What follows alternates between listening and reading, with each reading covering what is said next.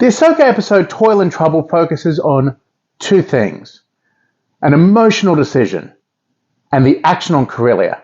Seriously, the lightsaber to episode ratio has never been higher. G'day, I'm RJ. Welcome to the Nerdy Dad channel. Let's talk about the second episode of Ahsoka, Toil and Trouble. Before we get to spoilers, Toil and Trouble was directed by Steph Green. It has a good linear story. It has plenty of action and something special for those of us who are Rebels fans. Alright, diving into spoiler territory now.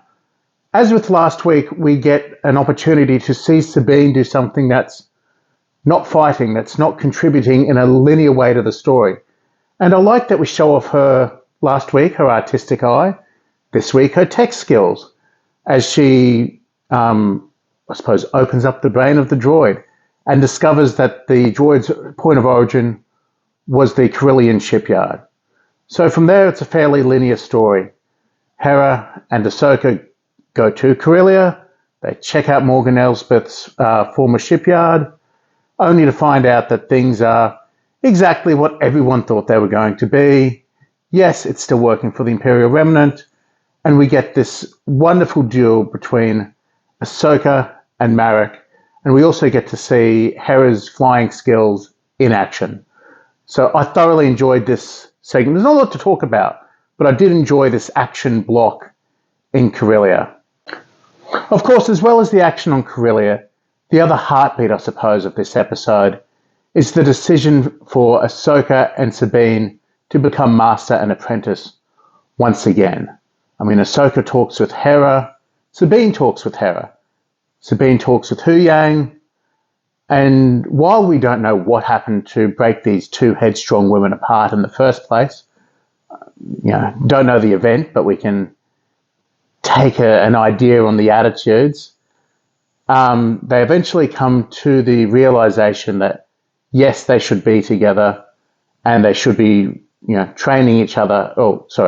Ahsoka training Sabine as master and apprentice, which brings us to the recreation of that final scene from Rebels. And I'll admit straight up, I'm a Rebels fan. I don't know that it's going to mean as much to people who didn't watch that series. But I do like that recreation of the events of Rebels. We know where we are where that scene now happens in the timeline of Star Wars.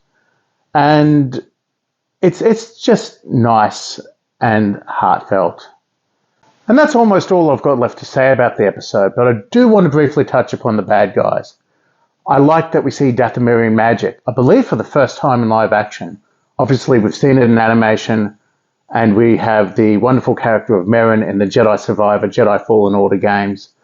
So we've seen the Dathomirian magic of Morgan Elsbeth. I like where Balin's head appears to be at.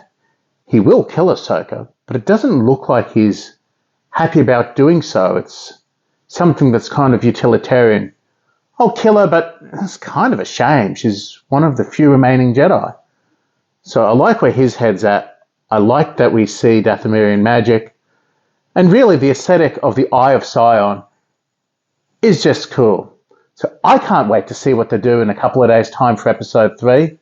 But in the meantime, if you want to see more Ahsoka content from the channel, you can subscribe to the channel here. This is the Nerdy Dad, signing off.